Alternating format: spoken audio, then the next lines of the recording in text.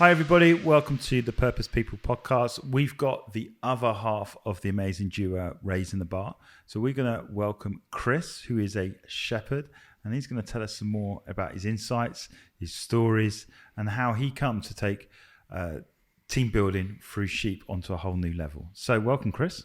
Hi, how you doing? Very well. Thanks for coming over here today. Well, it's a wet day. Nothing better than sitting in a nice place like this and on a soft sofa. Not my normal cup of tea, I can tell you. No, normally out in the field with a whole load of sheep. Yeah, the advantage of shearing is that you get a nice wool seat to sit on, and it's very comfortable. So, come on, how long you been involved in sheep? You've got to say that very carefully. I know. Yeah, I realised as I said it. I do like.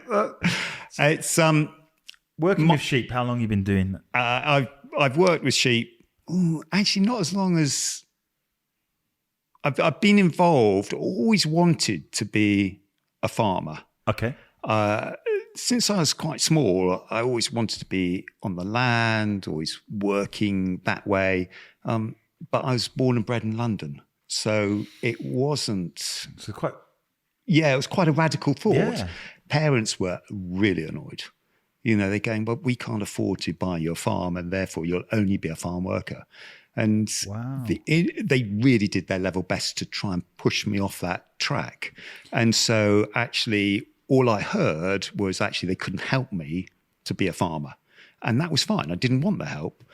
What I knew is I would find a way to become a farmer. I didn't know what sort of farmer.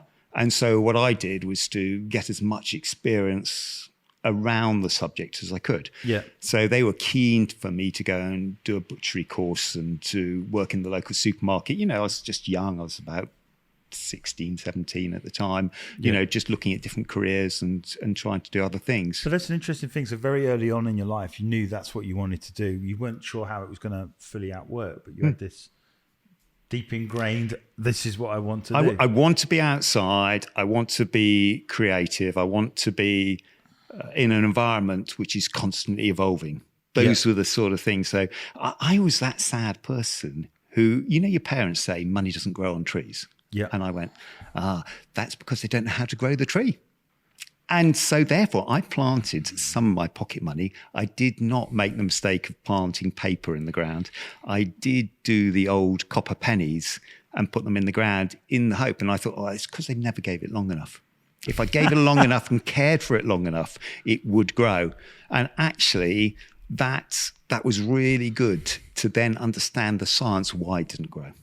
It's an interesting thing there because it sounds like you're an optimist. That be a fair? Yeah, I forever an optimist. Yeah, I think it's more fun to say yes than it is to say no. Yeah, that's kind of the and so actually saying yes to things, even though you might not know how to do it, or what the solution is, it's certainly more fun to go yes.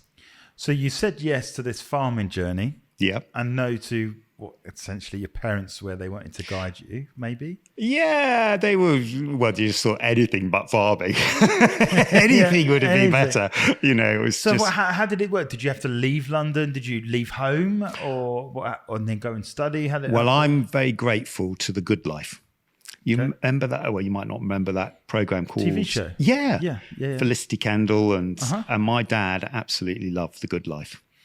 Okay. And so we moved down to Hampshire, not many miles away from Caroline, and actually started The Good Life. Did you ever bump into each other? No. I was in the Young Farmers. She wasn't that far down the line, you know.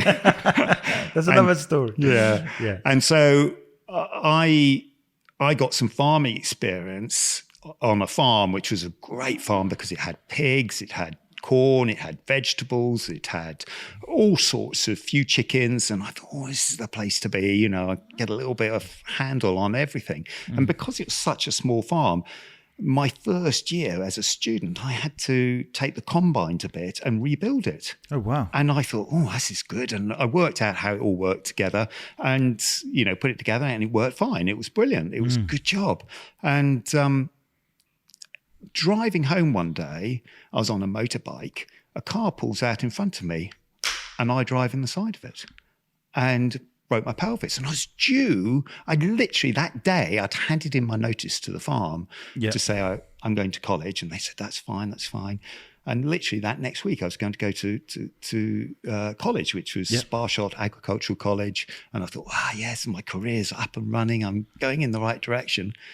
And this car broke my pelvis and I ended up in hospital. How long for? 6 weeks in those days for a broken pelvis. Wow. But the funny thing is, the real funny thing is that about 2 weeks before, somebody in Portsmouth got pushed underneath a train and he was interviewed and he lost the bottom half of his leg. And I watched the news and I thought, gosh, he's got a really fantastic attitude, because what he said on TV about a day after this had happened, he said, no, the kids were only messing around. There were some football hooligans in those days. Pushed him off right in front of the train as it came into the train station and cut off the bottom half of his leg. What would you be feeling? Angry, annoyed? Yeah. Let alone the pain and everything that you've gone through. He said, no, these kids are just messing around and they've given me a whole new opportunity. Wow, that's incredible. And do you know what? When I went into hospital, I thought at that point, I thought, I'd love to speak with that person. I mean, I've never got a chance to do that. Well, maybe through the podcast, randomly, we might find them. No. Even better than that, I went into hospital with a broken pelvis. Who was opposite me in the bed opposite? No. Wow. That guy. And I'll tell you what, he was the most inspirational person I've ever met at that point in my life. I thought, gosh. But also that made me realise you've got to be careful what you wish for. Because I wished to speak to him and my wish was granted. Yeah, yeah. And you thought, gosh, that's almost scary. Did you ever stay in touch? No, I didn't. Alas, I wasn't quite confident enough to go, give us your telephone number. In those days, we never did that. It was just those collisions of paths which sparked off all sorts of thoughts. Yeah, so it's an interesting thing is because obviously there's a very grave situation. You're on your journey to becoming who you want to be. And the key thing there is about being optimistic in trying circumstances. So do you think that lesson lived with you from then onwards? Because you obviously saw someone that had made that conscious decision to say, I'm not going to let this define me. I'm going to move on. And obviously you've had your setback. So was that almost like a catalyst in a way to being able to do what you wanted to do? You didn't give up. I wouldn't say it was that. It's just the whole way through my life. I slightly suffer from dyslexia. Yeah. And so therefore I was never very good at exams. And so for partly the appeal of farming meant that you're hands-on, you were in that area where you didn't have to do loads of paperwork. How wrong was I? But, that was my impression, that I could just get on and do things and I could explain things and that was fine. So I was relatively articulate, but actually farming looked the right thing. So what I soon learnt all the way through my life is as long as I could speak and understand it. So all I had to do was to get somebody else to read it to me and I could do it. So when DEFRA send all this paperwork out, it's the part I don't like. You've got to read all this information and sort of understand it and decipher it and then understand what you can do. Is there an easier way? Of course there is. You go down the pub with your mates. They've all read the information. Yeah. They've all got their interpretation of what's happening. And therefore, all you've got to do is buy them each pint and get them to tell you what's happening. Yeah. And then you've actually got 5 different people all told you what they think is the right thing. And then you can make your own mind up. Which, and I mean, like dyslexia and stuff, it runs in my family as well. And what I've noticed is people that suffer with it just find very creative ways to cope with it and get round it. And as a result of that, they're very creative by nature anyway. So you'll find a lot of people with dyslexia are very entrepreneurial because they're used to working a way out that almost they can figure it out for themselves, and you getting 5 different opinions. There's your research, there's your R&D, so to speak, and now you're you know what you need to do. And I go had ahead and no execute. idea I was doing that. That's the point. Actually, as you rightly say, you just find a different way to do it. Yeah. Whether it's the right or wrong way, it doesn't really matter. It's just a way of doing it. But it's getting the result. Yeah, exactly. It's getting to the end result. So moving on to that, you obviously. What happens then? Do you take on a farm? Do you work for a farmer? Yeah. You'd think that would be a thing. But because I'd had this year off school, I decided because I was trying to get better, I thought it'd be a good idea to go to places that I couldn't go to, which would be interesting to me. So I obviously got on a plane and went to Australia to quietly have a look at what agriculture is doing over there, because I knew that once I was in agriculture, I'd be, in it. And so therefore going to Australia would be more of a challenge than doing it when I was recuperating. Okay. So I went over to Australia and did all the normal things. So I did some cotton picking. Mm-hmm. I did a little time on a ranch, and just travelled around and had a good time. I mean, what you realise is they had such a good lifestyle, and I wasn't prepared to make my English career be a slave to it. So I always wanted to wake up in the morning and be excited about what was going to happen in the rest of the day. That's a good bit of advice for the listeners, is to wake up in the morning being excited about what life can look like. And definitely not alarmed. Yes, definitely not alarmed. You see, my son taught me that. Classic. We could never get him out of bed to go to school. He was like, dragging and screaming. He's like, 5 minutes to go, son, you've got to get up. Come on, get up, get the kit on, And he staggers off to school. Yeah. We went on holiday and we needed to get up at silly o'clock. And you thought, oh, God, we're never going to get a sign. Well, we'll carry him out in the bed. Anyway, our alarm clock went off at, sort of thinking, oh, gosh, why did we say we'll go this early? Only for the door to open. There he is, dressed, ready with his suitcase, ready to go. And you're going, that's it. If you're excited about what's going to happen, you'll be up and ready. If you're not excited, you're doing the wrong thing. No, and it's and we find that even now, we obviously homeschool our kids, but back in the day where we had to get up at crazy o'clock to drive them halfway across the country, whatever, it was difficult. And 3 of them, and they're a lot smaller, and it's just painful. Now they know what time they're going to get up. They get up later anyway because they're at home and they're not having to travel. But they're happier in their education because they know they've got to do it. But it's none of this.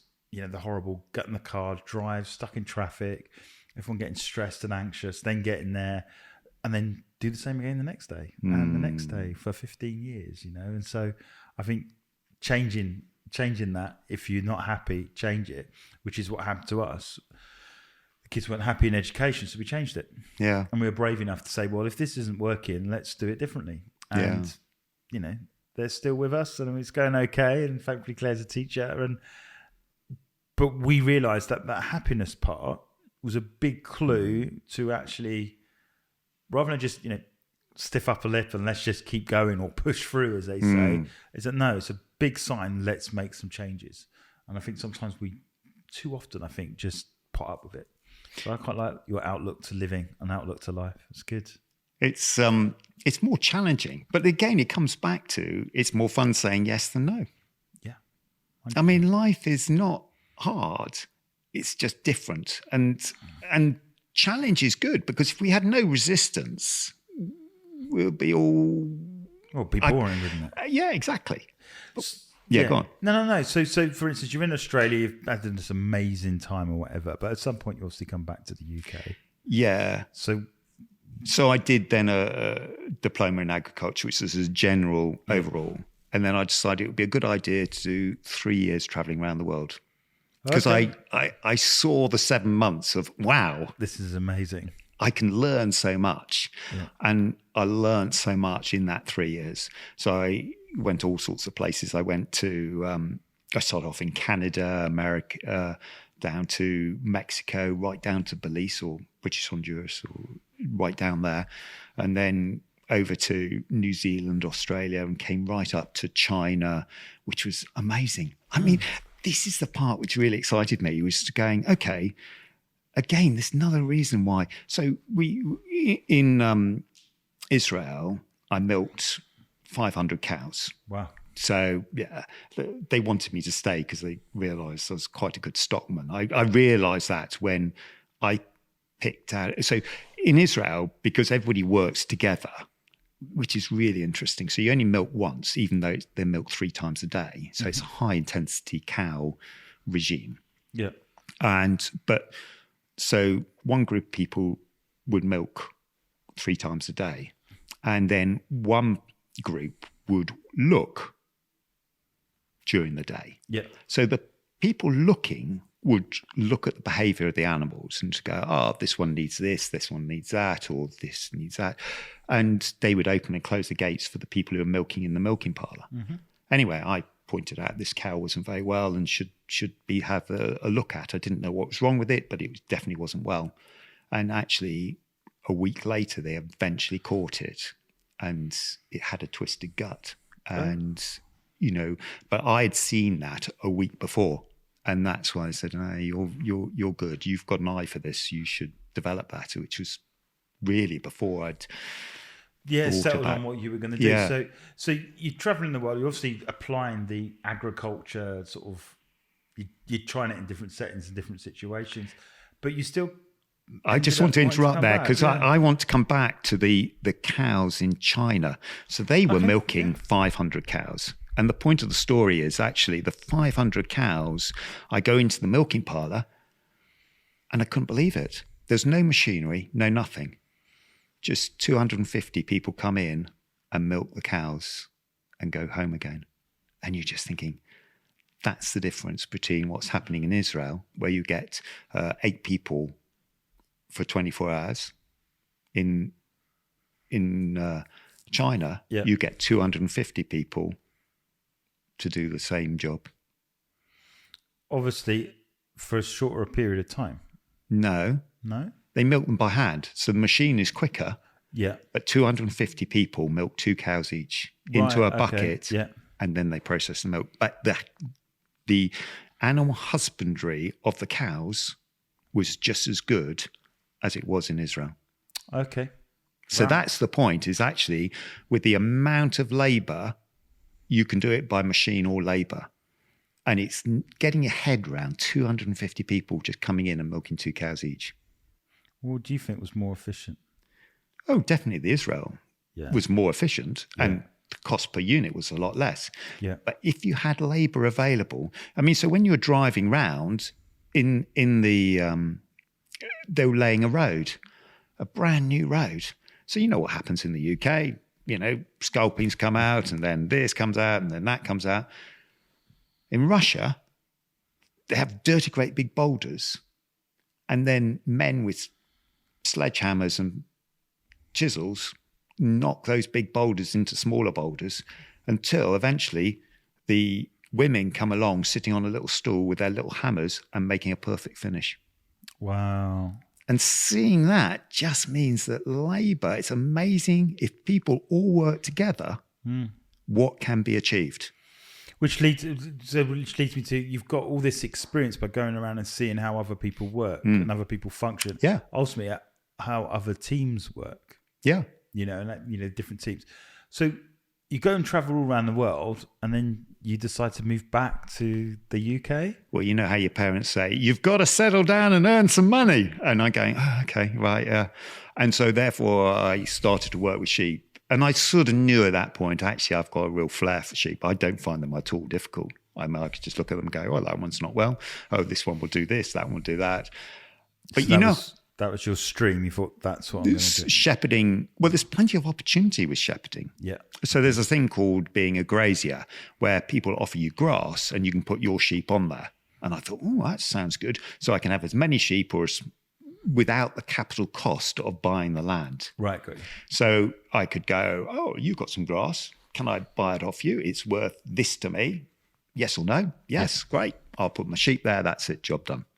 And then I get the value of the sheep, you get your paddocks looked after really well so that they look like a lawn. Yeah. And it's the natural green way of lawn mowing. No, we saw it. So we used to live in a farm. Right. And so opposite us, there was the field where the sheep went for part of the year. Yeah. And, you'll see the place looks terrible. There's weeds. There's all kinds of stuff everywhere. Sheep come in within a couple of days. Looks Perfect. amazing. And then what we had is they had an electric fence to stop the sheep coming through. I don't know how they did it, but it stopped working. Oh, yeah. So we would hear this, bah, bah, like I'm watching the TV. I'm like, there's a sheep outside. And first of all, it started with one. Yeah. Then two. Then all of a sudden there's 4 hanging out. Then there's 6 hanging out on our lawn. And then the whole lot of there. And then you'd come out and they'd all just run off like naughty children and duck back under the fence and whatever. And then the cycle would begin again. Yeah. 1, 2, 3, 4. And it was interesting because, we started to see how they began to operate in herds, and how they're quite savvy and they'd watch you come in, and it was very interesting. Electric fencing is my friend. Yeah. And the point about electric fencing is it's a psychological barrier. Yeah. And it's very true. You can take that if the electric, you obviously, Shepherd didn't check the electric fencing that often. But if you take that electric fencing up, the sheep won't go over that line, even though there's nothing there. Yeah. Because they will touch it on average once a week. Okay. So if you've got a couple of hundred sheep in a field, somebody's touching it every few minutes. Yeah. So if it's not working, they soon learn. And the point is, it's like us, really. You can see somebody over there earning a lot of money. You go, well, I can't do that. But then if your mate goes and does it and 3 other people go and do it and everybody's going, come on, it's over here. It's all good stuff. Mm-hmm. You can do it. You'll go and join them. Yeah. The point is, when it's one, it takes a very brave one person to follow it. Or to be the first person to go past that psychological barrier. Yeah. And how many times in life do we have that psychological barrier which actually holds us back? Well, exactly. And that's what we saw. We saw like there was clearly a sheep that took the risk. Yeah. And then everyone goes, oh, all right, this is not too bad. And then the other one joins. And we often found it was almost like, the best way to describe it wasn't 1 and then 2, then 3. It was like one. Then 3, then 5. It's exponential growth. Exactly. It was like a multiplication. Yeah. And there's a tipping point where everybody goes.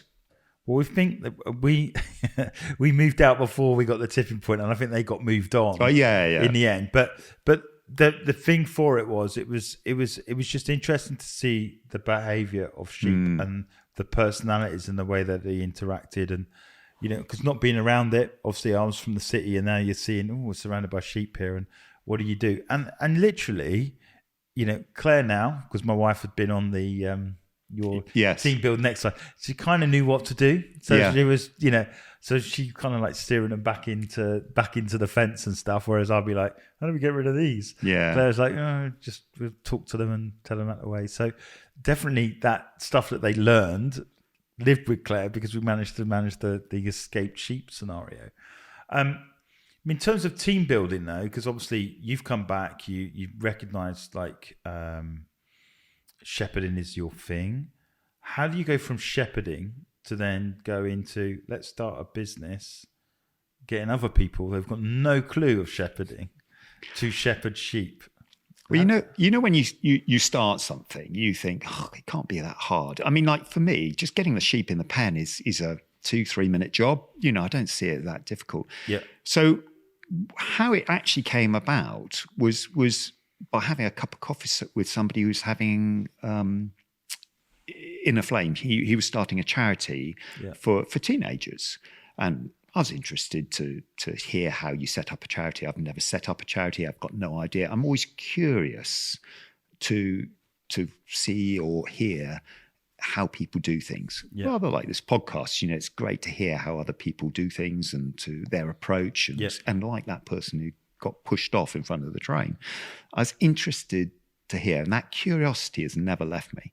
And the point is actually, I said to the chap who's setting up the charity, said, well, what are you looking for? And he said, I'm looking for a team build for these teenagers.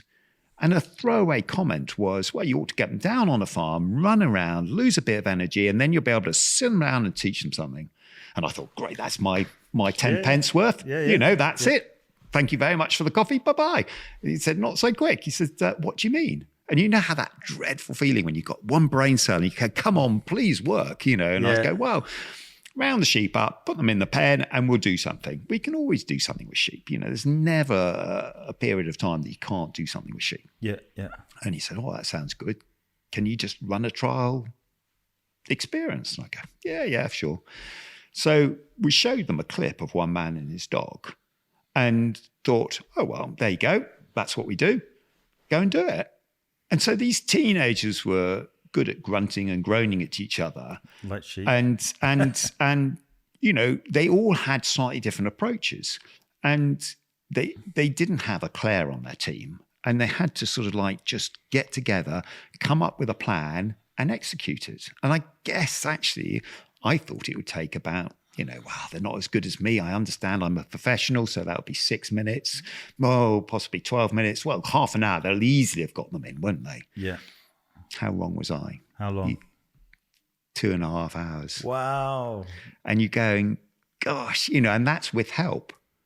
And you're just going, and by help, I mean coaching. I don't mean I'm going to do it for you. Yeah. I go, well, what have you noticed? So there's a bit of coaching which goes on to going, okay, so, and it's how much coaching can you do it just with your team or can you do it with other teams? Anyway, these kids went away and thoroughly enjoyed it and they phoned me up. And we did it for about 5 years for this charity. Well, we still do it to this day, but they gave us all the insights. So we tried written instructions. We tried all different ways of doing it. So we then came to this way, which is actually the best way of doing it. So that's incredible. So you've ended up perfecting the business by giving back, essentially. Yeah. You've created this business by giving back. And you're farming, your skills and that, and now almost you're passing on to a whole load of other people, but now they can put those things in different environments, like back at work. So what are the parallels between what you learn on that day, managing sheep into a pen, to what you could bring into the workplace, or what sort of parallels you could, or lessons or things that you've glean between the two? Well, I mean, there's so many things. I mean, first of all, you've got to come up with a plan, and everybody's got to understand the plan. Everybody's got to know. They all know what the aim is to get the sheep in the pen. Yeah. That's not hard. You've got to come up with a plan, but it's not about saying you'll do this, you'll do that, you'll do the other, because we can all do that. Yeah. But the point is actually making people empowered to do the right thing at the right time. Yeah. If all you have to do is send an email, we can all just send emails. Here you go. Hello, send. Hello, send. Well, that's not a useful info. We need those hooks, those things. We need to be passionate about what we do. And, we're not particularly passionate about getting sheep in a pen. Mm. But until when we are committed and believe the plan will work, then the sheep will go in the pen.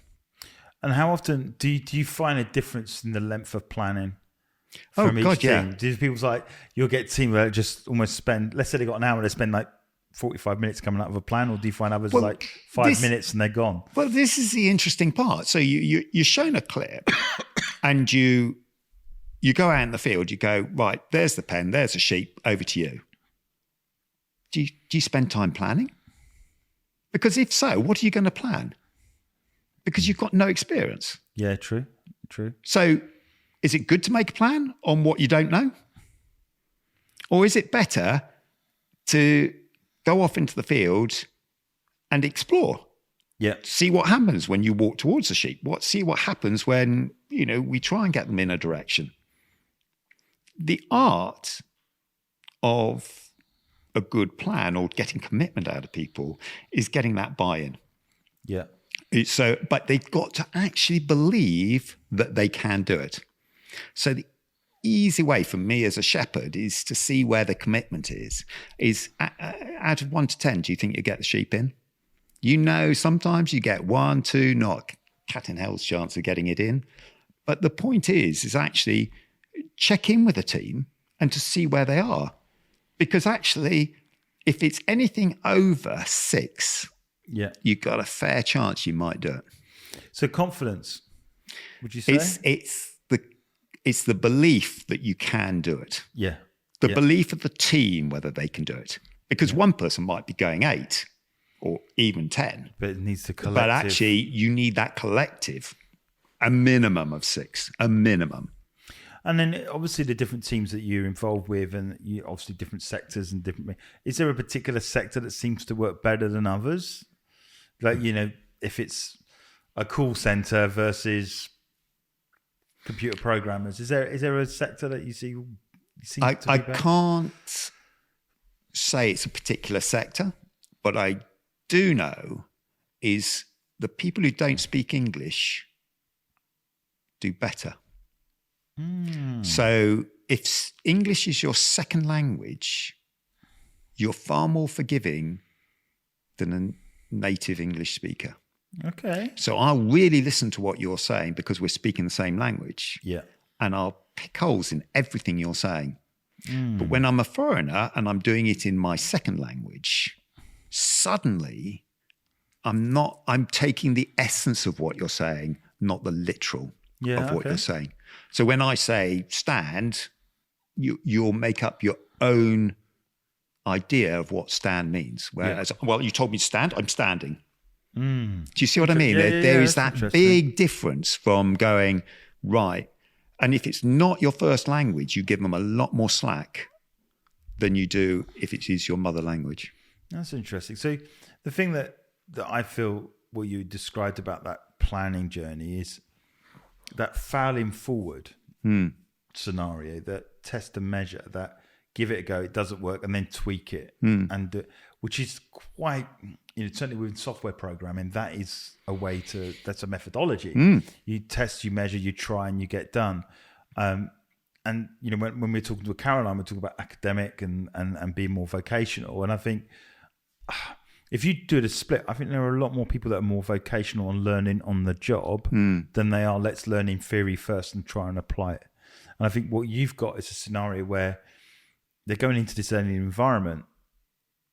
To be successful, they have to test and measure because they don't know what they're doing.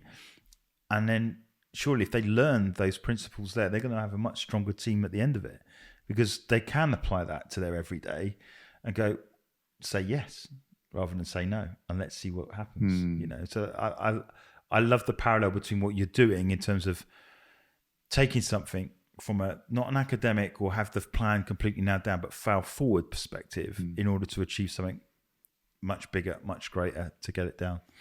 For me, it's about the confidence of the team to be able to speak up. So in that feedback session, it's being able to go, actually, I've got a voice. I need it to be heard and I need it to be listened to as well. And everybody gives the same level of value to anybody who's speaking. And often in teams that doesn't happen.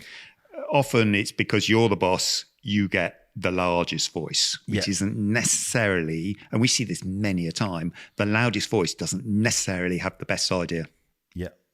Yeah. And do you find that when people go out and first of all, they almost go by, you're the boss, you're the leader, and they all hide behind? Or do you see just people just grab the sheep by the horns, let's say, and just go for it? How does it normally work? The interesting part is actually often they will have that diverse, you know, there'll be the quiet person and the loud person. And the loud person will just go off and do, I mean, the male ego is brilliant, isn't it? I mean, you rely on it every goddamn time. And invariably, the interesting part is when you get an all-female group and an all-male group. Yeah, okay. The all-male group is so easy because you know you've got the male ego and, you know, one person will stand up, right, we're going to do this, that and the other. And, oh, it didn't work. And has that little mini sulk in the corner. And then somebody else will go, no, I've got a better idea. We do this. Invariably, it's the same idea with a slightly different spin. Yeah. There's very few. Whereas the female group have got a lot more creativity, a lot more worried about the feeling, and would be a lot more, determined, but so much more worried about what else is happening around the field. They're even worrying about how the sheep are feeling about the exercise. The male ego hasn't even gone into what the sheep are thinking. Forget that. Just got to get them in there. Yeah. What's the problem? I mean, we've given the task. We just get the sheep in the pen. We just don't win until that sheep is in the pen. Yeah, exactly. Yeah. And but the real best team which works is the males listening to the females, and they're both working together as equals. And that is a real. It's when the males have come off their ego stool and listen to the females that actually then the team really moves in one direction. But then, but for me, that is indicative of the workplace, right? Yeah, because absolutely. It's dominated by male ego and because I'm paid more money or I shout louder or whatever. And actually, we both got different skills and abilities from both sexes and both sides, and it's actually learning how to collaborate with one another to be able to achieve it. I know, thankfully, I'm married, so we've got male, female, and we've got our family. There are things that Claire's loads better at, and there are things that I'm loads better at, but somehow it works, and we end up with more rounded children because we're beginning to help and see it from each other's point of view and have those conversations. And, we've got 2 girls and we've got a boy, and girls think differently from boys and vice versa, And they develop at different speeds as well. Yeah, 100%. No, I get it. I mean, but it's the same. You see it in the sheep world. The males and the females, the ewes and the rams, are totally different. So it comes to... Do the sheep have egos? Yeah, of course they do. Strut their stuff? Yeah. Okay. Very much so. So what happens at tupping time? Tupping time is when you put the boys in with the girls. Okay. The tup is called a boy. Yeah. And so it's interesting, if you put a young boy out there, first timer, he goes out in the field and he goes, "Oh, women!" and runs after them. Right. And what do the girls do? They go, "Oh, no, not me." And they run away. And so he spends about the first half an hour running around the field saying, women. And he's going, "Oh, gosh, I'm really exhausted," and puffing away in the corner and going, "Gosh, that's quite something." The experienced ram goes out, walks into the middle of the field and says, "Ladies, I'm here." And they come flocking round. Wow. And I tell you what, that is so true. So true in life. Crazy. And I'm not saying that's how I attracted Caroline. You walked into the middle of the field and went, "How you doing?" "Ladies, I'm here." And Caroline come running across over the hill. Nothing like that at all. So how did you guys meet? I mean, we've touched a little bit about it. Do you want to give us a little bit more? How did you meet? Well, sheep industry went through a real rocky time with foot and mouth. Yeah. And I was looking for something to supplement my income because because I'm a contract shepherd, I go around from sheep farmer to sheep farmer helping them out. Yeah. And so I was, basically wiped my business out. We've seen it played again with COVID, suddenly it was all, but we didn't have furlough with foot and mouth. We just, we just get through it. Yeah. So I was looking for something else, and I stumbled across this, and I thought, well, let's go for it. I was quite interested in it. It was about coaching and about helping people build teams, and I thought, I'll give it a go, see what happens. It's more fun to say yes than no. And so and then we met Caroline, and I thought, actually, she's really nice. And so I went from there. And then ended up starting the business together. Yeah. I don't think she thanks me for it at all, because actually we weren't really looking for anything else. That's the point. I was just doing it to pay back. I had plenty of good fortune in my life, and I said, "Oh well, I'll just do it for the youngsters. That's fine." It wasn't until businesses got to hear about us and then went, "No, can you do it for our team?" And the one thing I learned as a farmer is that you never, ever want to undervalue what you do. Yeah. And so actually there is, reassuringly expensive is a great expression. Yeah. You see, when I first started sheep farming, I went into contracting because I could earn some money. And I set my task so low Yeah. And I thought, oh, such a fool. I was working for nothing just to get the experience. And I thought, no, I need to. And I only learned that. I only learned that when I had so much work and I couldn't do it all. And I thought, well, the only way to get rid of some people is to put the price up. Yeah. And it was amazing how low my price was. And until you start losing people at the higher level, you thought, well, that's obviously where I should be at. Yeah. Yeah. And that's, I always believe in over-delivering, because actually if you over-deliver, you always get another job. Yeah, 100%. 100%. So. It's about leaving people with an experience that's great, and they want to talk about it, they've experienced it, and they get the value that they've put in. And I think, yours is such a specialist skill and an unusual activity. I remember when I went to the team and said, this is what we're going to do. They're like, what the heck? Yeah. But, as I shared with Caroline, is they've never forgotten that experience as a day and how people interacted. And there's a picture of George and I think Mark with the sheep jumping out, and it's just classic, because you've got all their expressions and the way that they work with one another. And for me, it's a great way. It's a great way to see the depth of your team and how they interact with one another in a foreign environment that's clearly not natural for them anyway. And yeah, our guys still talk about it now. I mean, we haven't done it again. We have to do it again. The thing is, when you're in the adventure zone, you revert to type. Yeah. And actually, I think, I've always said, if I ever got married, then I'd want to do a year of traveling, wild traveling. So like, you don't know where you're going to sleep at night. You're just going to go. Oh, wow. And that way you're in the adventure zone together. And actually you really get to know somebody. And that to me was like a real So would point. you get married before, or would you get married after the adventure zone? That's a good question. A really good question. Knowing what I know, would I get married? Yes. Yeah, would you get married first and then do the adventure, or wait for a year and then get married? The thing is, if you really want to know somebody, you've got to go in the adventure zone. 100%. Because actually then you know what the revert type is. Yeah. And actually we can all put on that facade of, oh, I'm a whatever. Yeah.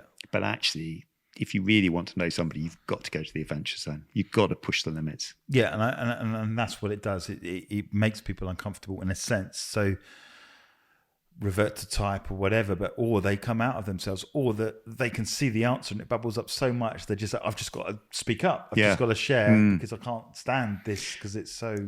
So if I was building a team, I'd want them to go into that adventure zone and to go, right, what do you bring to the party? Do you bring the ideas? Do you bring the leadership? Do you order everything? Because actually what you realize is the diverse team is the one which does the best. Agreed. And the thing is, we all want to employ people like ourselves. The thing is, actually, you just keep falling into the same problems because you haven't got somebody to go, wait a minute, you should be doing this. Yeah, and I agree. And I think for me, it with certainly some of the businesses that I'm involved with, like I'm not a coder. I don't code. Mm-hmm. Now, with a software company, that's a really good thing because when they get so hit with code, I come at it from a completely left field way.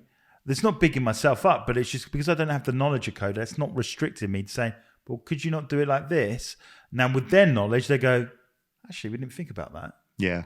And that's the positivity of having diverse thinkers in a company, whereby they're coming at it completely different and say, what about this? And then with that learned knowledge and the insights, oh, actually, that is possible or it's not possible. And I think you're right. The more diverse team, the stronger it is. And having everyone essentially an echo chamber, it doesn't work. No. And thankfully, like with creation, we've got ultra creatives, but we've got ultra blues that need to know every single detail about everything else. But it works. And I think that's the key thing. And, I love the thing with team building as a 4-step process: forming, storming, norming, and performing. And, I remember when I was first introduced to the concept and started running sports teams, and you start seeing the storming, whereas before you think, oh, I'm doing everything wrong. It's all going wrong. Well, I'm not a great leader. Now, it's like, We're at this stage. We need to move it on to the next stage. Yeah, and that's fine. so you're comfortable then because you know that is natural. And any team that I've ever run, and every time you bring someone new into the team, you go through that cycle or that process. So for me, I love team building. I love the dynamics and the interactions and understanding the quirks of people. And I think you're doing an amazing thing by helping teams. You know, I think actually all the way through my life is the fact that actually I didn't come from a farming background, and I questioned all the practices that sheep farmers were doing. I go, but why are you doing that? I mean, I still to this day never really get a sensible answer. So we take an animal, which is the ewe, which can cope with any weather, and we put it in a barn to lamb it. And when it's got this fragile little lamb, what do? We put them out in the cold and the wet. Yeah. I mean, that to me logically goes, why are you doing that? Surely you take the ewe, when it's got this fragile little lamb, you put it in the shed. Yep. Instead, we take the ewe, which can cope with any amount of weather and whatever you throw at it. And then when it's got this fragile thing, you put it outside. That's surely the wrong way. Yeah. But that goes back to that inquiring and that curious mind to ask why, you know, and be brave enough to speak up and say, yeah, but why? And I think you find that in a lot of teams where almost their conditions to just keep going. Keep doing it. Well, that's the way we've always done it. How many times have I heard that in farming? We've always done it this way. Therefore, it's got to be the right. Yeah. Yeah. I mean, I'm not saying some of the old ideas aren't good. I mean, we're now coming back to agroforestry, you know, where we got the hedgerows and then you think, oh, actually, it would be better if we do this and the other. I'm not saying that's wrong, but we swung too far the wrong way. Yeah. Because, And we need to develop. We need to adapt but the same as teams. But it's being open and honest to go. I'll give you an example, like with milk, and we used to put milk in plastic, and it's been horrendous, and it's like mass produced or whatever else, and now we're seeing this shift back to go back to glass. So actually, there was a point in time we actually had it right, and delivered by electric vehicles. Exactly, we actually had it right. We just didn't appreciate what we had. Exactly, and so we've gone so far that way in the process of innovation, but actually you got it right. So go back to that. We've got just up the road, funny enough, there's a vending machine, and the farmer says, so you got your glass bottle and you go and you put it in and you get your milk, which is amazing, or you can have milkshake, which for the first 3 weeks we lived here we consumed so much that we were not in a good state. It was like, no, that's not really good for us, we've been drunk too much. But it's that you can still innovate. Yeah. So it's in a glass bottle and it's recyclable and you pay. But, you know, no need for the amount of plastic that you were creating in the first place. There's no need for it. Just wash it up. Most sustainable way of doing it. And if you look after glass, it lasts. Yeah. So, yeah. But that's the same, you know, like sheep industry is all about, well, that's what I love about farming. It's all about creativity. Yeah. It's all about sustainability and creativity. Mm-hmm. And how can we get more out of this piece of ground, or how do we look after everything which is there? Yeah. I mean, you know, for me, the biggest question we should be asking is how many earthworms have we got in the ground? And people look at you and go, well, the reason why the earthworm is so important is it comes up to the surface, take what's rubbish is on the surface and buries it deep down in the ground. Incredible. And that means then the plants can regenerate. The point is it's physically coming up and taking that carbon and pulling it down into the ground. Oh, wow. And that's why earthworms are actually the most important thing in the UK to worry about. So at this time of year, in the autumn, you should see all those worm casts. Yeah. Can you see any? No, because they've been hammered out of the ground. The only place you'll see it, or a good place to see it, is permanent pastures. It's interesting because, you know, and again, it goes to that sort of the traditional methods of modern day farming, and how modern day farming has lost some of that knowledge and that wisdom in the quest for mass produce, and you lose at the end. I mean, you can correct me wrong because you're a farmer, but I heard that zinc, for instance, there's hardly any zinc left in the earth in this country when it comes to farming. Oh, they love stating those quotes of, you know, we've only got 5 years left of topsoil left, and we're then going to be bare. We are losing topsoil, But the reason why we're losing topsoil is because we're not looking after the fiber in the ground, which is holding the carbon. Yeah. Yeah. So, we're slowly getting there. Eventually, if we talk enough, we'll eventually realize that actually the little things do matter. The little earthworms, the bugs, all of those things. Bees, everything is so important. And that's why we need to make sure that we have a rounded approach to everything that we do. And I mean, and partly that's why I paid back to that charity, is because I've had a very fortunate life. I'm, still enjoying good health, good food and great times. Yeah. Well, the important thing is to share it with other people, isn't it? And it's not always people you would naturally connect with. The youngsters of today have got a whole lifetime hopefully in front of them. Yeah. And actually inspiring the youngsters is actually really important. I agree. Because otherwise we're just going to end up in a very small world. Yeah, and I think the thing that you're doing and you're bringing to light with the whole team building thing and what you do at Raising the Bar is you're showing people that we're stronger together as teams, but you're using forgotten methods and traditional methods to really eke it out of them. So Chris, it's been an absolute pleasure to have you on board today. How do we get in touch with you if we want to find out a little bit more about you? I know you've got some YouTube videos and stuff. Oh, the YouTube videos are great fun. You can capture the essence of the whole day and see some of the mistakes that people make.